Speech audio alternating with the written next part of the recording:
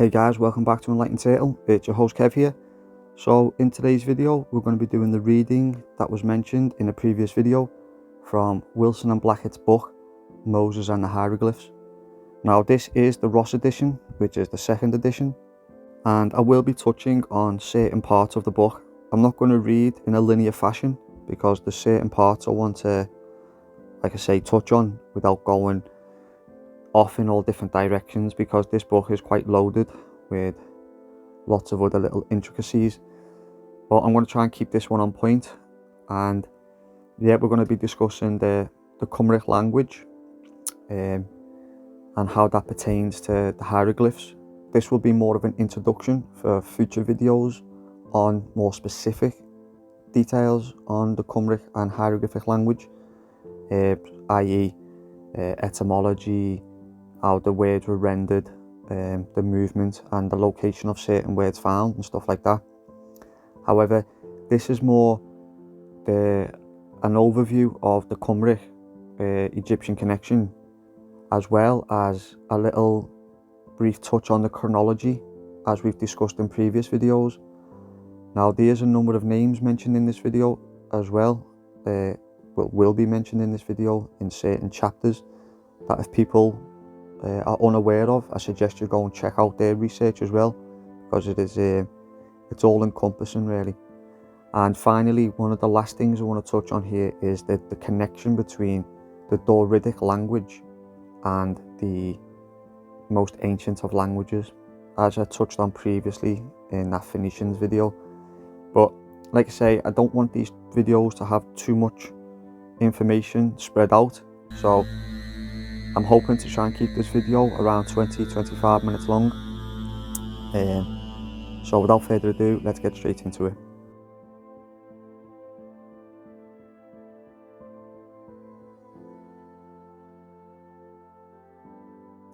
Things do not emerge in a nice, neat, regular order in such research. The first major decipherment resulted from an experiment to test the validity of the hypothesis that Khumeric Welsh was the root language of the ancient Egyptian hieroglyphs. A very large, very clear photograph of a major Egyptian temple was obtained from a local travel agency.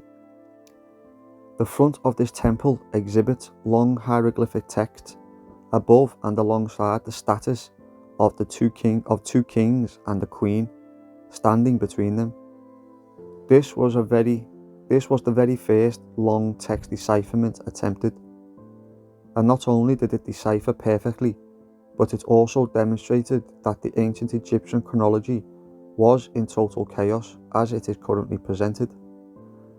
The whole matter goes back to these several books published by Velikovsky in the 1950s, 60s and 70s. In these volumes, Emanuel Velikovsky challenged the dogmas protecting the ramshackle edifice that is the alleged chronology of ancient Egypt, Asia Minor and elsewhere. Over and over and again, Velikovsky displayed hundreds of examples of chronological mismatches of up to 600 years in the scheme of ancient world history. The result is that although constantly being proven to be correct, the name Velikovsky is rigidly avoided in academic circles as he whose name must never be mentioned. The courage of Peter James, I.J. Thorpe, Nicholas Kokinos, Robert Morcott and John Frankish, who collaborated to write the 1991 volume Centuries of Darkness, which is a book I am in possession of and we shall be reading from soon, finally convinced Alan Wilson and Baram Blackett to attempt to move towards publication. Centuries of Darkness exhibits a multitude of clear chronological inaccuracies and mismatches involving centuries of time and resulting in insoluble problems. These great difficulties are spread from Greece to the Hittites of Asia Minor, to Cyprus, Lebanon, Palestine, Crete, more importantly, Mesopotamia, and most of all to Egypt. which they identify as the centre of the problem. In 1995, David Rohl, R-O-H-L, published A Test of Time. On the same track, he expertly exhibits in detail the fact that the building of the 21st and 22nd dynasties' tomb complexes are chronologically reversed, but lacking the tool or key of correct decipherment, he could not conquer the problem of the chronology. In order to introduce scholars and the public into the potential value of the correct method of decipherment of the Egyptian hieroglyphs by using the correct Khumeric British language in which they were originally written, the chosen start point is Tanis and the 21st dynasty. The decision to commence this explanation with the 21st dynasty and their tomb complex of Tanis stems from the decision to set matters out in a clear chronological order, working backwards from 306 BC, and also because the physical evidence exhibited by Dr. David Rohl makes it irrefutable that can be no possible dispute that there is a massive problem at Tanis. Readers have to remember that while publishing was established in London, England in AD 1474, an Act of Parliament made publishing illegal in Wales. Until 1694, the result was that the world at large never got to know the correct British histories, or of the wealth of manuscripts, evidence, preserved and available. By 1694, the damage had been done, and Imperial England continued to persist in a long-running series of devastating onslaughts on the ancient Khumeric British language, by finally prohibiting the use of the language in the seizure of the Welsh schools. They were able to reduce the language to the second-class status of a peasant patois. This then caused Khumeric speakers to be regarded as uneducated, and those with the Khumeric accent to be equally accorded illiterate peasant status. The stated imperial ambition was to obliterate the most valuable and accurately detailed historical records in all Western Europe. The notion that maintained itself in its own lands for some 3,500 years has its truthful records mocked. So this chapter is called The Chronology of the Ancient World, and I'm going to read the bulk of this chapter now. If anyone were to set out to try and examine the ancient chronology of the nations, they surely would think it might be reasonable, or a reasonably good idea, to look at the histories of a nation which is provably 4,000 years old, and which has been in continuous occupation of its present territories for the period of 3,600 years and for 2,500 years. Following two recorded final migrations, the sane answer to the question should be yes, for such a nation with a continuous recorded history would probably have a considerable contribution to make in the matter of chronology. Sanity, however, does not prevail in Britain, where the United Kingdom has for many centuries been riven by regional jealousies, and the histories have long been nothing more than a political football. In AD 1400, Henry IV of England prohibited the possession, the use, and the importation of any and all written materials in Wales. In 1474, when William Caxton set up his printing press in London, care was taken to legislate that printing should be made illegal in Wales. This deplorable prohibition remained in force until 1694, by which time the damage had been well and truly done. Sadly, a culture of denigration developed as a result of the misconception and tunnel vision. By roughly 1800 AD, the English universities began to convince themselves that there were no Khumeric records and manuscripts, as their ancestors had made targets for destruction of the Khumeric universities, colleges, monasteries and churches for 1300 years. This belief might have appeared to be justified, so they constructed a theoretical and highly imaginative ancient history of Britain. In doing this, they had the colossal advantage of near total ignorance, having legislated the correct records into hiding and secrecy for centuries. Anyone wishing to study ancient Greek history usually has to learn Greek, and students of Roman history usually learn Latin. We shall have more on Greek and Latin in future videos, trust. To study the ancient history of Britain, an academic would need to know the language, but that no academic would bother to learn the ancient British language of Khumeric Welsh. It was unthinkable that the imaginative version of theoretical history dreamed up in Oxford and Cambridge could be wrong when the ancient British texts constantly contributed these invented nonsenses. The fact that ancient Greek and Roman sources supported these British records was simply ignored. Thus, it was that this veritable goldmine or treasure chest of valuable ancient historical evidence had to be completely suppressed. The advanced culture of the ancient British that was so admired by Strabo and commented on by Caesar around 60 to 50 BC had to be smeared as primitive and barbaric, and British accomplishments and victories needed to be obliterated or turned into defeats. Finally, the whole of the entire history was attacked on the basis that included the true history and of the second migration coming to Britain from Trojan Asia Minor. The city of Troy declared to be a poetic fiction, and therefore all ancient British history could be discarded as fictional.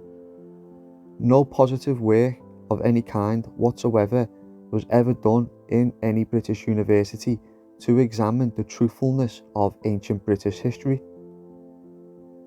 That is why the ancient British alphabet had to be destroyed and declared to be a forgery around 1800.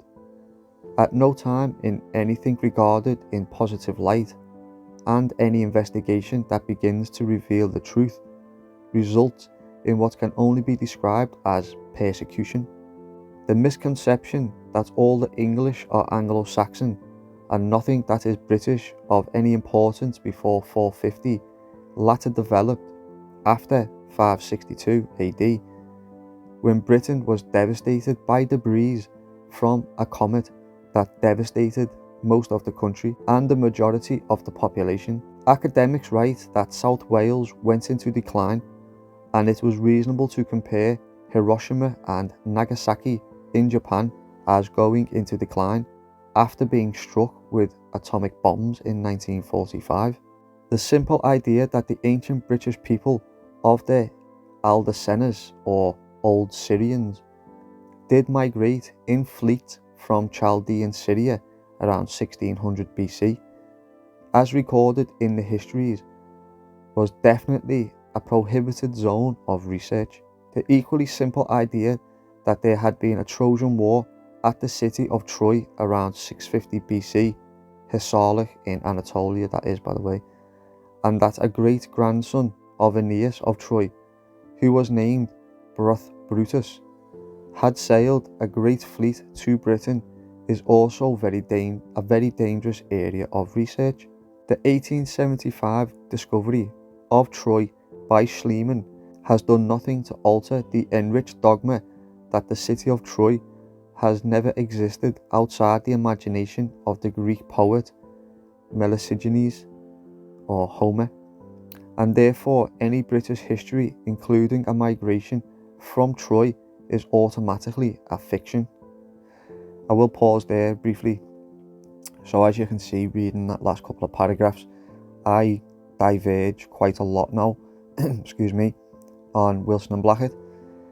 I agree with a lot of the notions that have been presented regarding the suppression of the British language, the British history, more so modern day Welsh, as it seems to be the last bastion of what was British. Obviously the mentions of migrations from Albine and Brutus, I agree with. It's more so the geography and the location of Troy, as we've discussed in previous videos, and we've got a lot more to break down in the future. Apologies for my voice, by the way. It was a bit of a long weekend, but back to the book. All that needs to be done is to take the ancient British alphabets and ciphers, which were preserved by the bard Llewellyn Sion around 1540, and to translate the ancient, officially non-existent inscriptions in Wales, Scotland and England. Then the vast multitude of inscriptions in the alphabet can be deciphered in Italian or Etrurian back to around 650 BC, and also in ancient Swiss Raetia, which is, if people were to check out my Western Celts video, you'll understand a little bit more about who these people are. It is possible to move backwards along the allegedly fictional migration trail through Italy to the Aegean and go on to Asia Minor, where there are even more rock-cut or inscribed stone inscriptions dating back to 650 BC, all in the same identical British alphabet, allegedly forged around 1800, according to the establishment. That was the alleged forgeries, all of which can be deciphered and translated using the same ciphers and the same ancient preserved British Khumeric language. So again, this ancient British Khumeric language, it also ties into other runic systems, as well as like your Ogham or the Irish language. As much as I agree with Wilson and Blackett, the focus is very much on Wales a lot of the time, just like Comion's Beaumont is focused on Scotland and Ireland a lot of the time. So as you can see, I would not say anything is right or wrong here. This is just me presenting Wilson and Blackett's work. The fact is that the archives of the ancient Assyrian emperors of between 740 to 650 or 620 BCE are found at Nineveh in 1846 by Austin Layard, where the Assyrians recorded the name of the Khumri nation. The fact that some of the 25,000 baked clay tablets appear to carry the same ancient alphabet is another embarrassment that has been conveniently ignored. These ancient tablets are in the British Museum in London, and as so, they are unfortunately inaccessible. It is ironic that the discovery made in Iran in 1846 coincided with the 1846 fake Blue Book report, which allowed for the seizure of the entire Khumeric Welsh educational system. The trail leads back to ancient Palestine, and the evidence points directly towards Egypt. This is why the ancient Khumeric triad of the stones of Gwydion, upon which all the all the knowledge of the world is written, has to be taken seriously. The theory is that the British are not the only nation on the planet Earth to have created a vast complex forged history, where no history actually existed. Consider this proposition that several thousand historians, monks, bards living over an era of 1500 years and spread over thousands of square miles of country all conspired to produce a huge, precisely interlocking, detailed, totally forged history. They then very carefully backed up this monumental forgery with hundreds of ancient inscribed stones, hundreds of large named burial mounds, stone coffins with skeletons, several hundred ancient fortresses, all positioned in a strategic pattern, castles, manors, countless ancient churches, and even ancient roads, is quite untenable. This is what the public are invited to believe. The fact that the ancient British Colburn alphabet, which was described by Julius Caesar and by Ammianus Marcellinus, and which still exists on stones and artifacts going back to around 800 BC, is universally omitted from all the catalogues which claim to include all of the alphabets of the ancient world, raises questions which need to be answered. No matter how embarrassing this is for university employees, the situation is perhaps symptomatic of the strange mentality and the inferiority complex which for centuries allowed large numbers of British warships to be named after alien and foreign ancient Greek and Roman heroes and deities. Why not name British warships after Chinese emperors or the Mongolian Khans or whoever? Which I'll just say that briefly, we do see a lot of this in space with NASA. You know, you have the Artemis projects, the Apollo missions, etc., etc. Ancient British history is as sound and as solid as any and every other ancient history, and from results archived so far, it is more accurate than most. It holds the keys to unlock the secrets of the past, and it needs to be respected as the treasure that it is. Perhaps it is time for everyone to decide whether or not they are British. So there we go, guys. That was a quick introduction to Wilson and Blackett and what they believe is the movement of peoples, how the language ties into things, the migrations, as I say, and it was basically a quick overall view of their work and their beliefs, because I will be looking to, in future videos, use other people's works and draw parallels and distinctions between them to help make my points. Because obviously, you know, why stand on the floor when you can stand on the shoulders of giants, if that makes sense? Like, these people have got lifetime volumes of work, and it'd just be stupid of me to ignore them. However, as was said in previous videos, I don't agree with everything that Wilson and Blackett say, quite far from it, to be quite honest, but a lot of their work does tie into areas that I'm looking at. And I was actually going to do a recording from another couple of books, but I think I'm not too sure how long this video is, but this is probably about a 20-minute recording already so far, so I think I'm going to leave it there, and I will follow this up with a couple of readings from one or two of the books, because one of the things after flicking through Moses and the Hieroglyphs, and also the Trojan conflict of 650 BCE, both Wilson and Blackett books and Ross Broadstock books, I don't see many references to the Dorians and the Doridic connection. Now, some people have stated, as I mentioned previously, that it's an Aryan, it's a racial argument that's presented, you know, like, of course they came from the north or the west because that's where white people come from, but I think that's an easy cop-out, and it's a stick that's used to hide a lot of information, to be quite honest, along with like a lot of anti-Semitic stuff that you find out there. However, I do really look forward to the next couple of readings, because you'll see why I'm quite excited, because there's a number of other people who have got the same information but come at it from a different way, a bit like myself.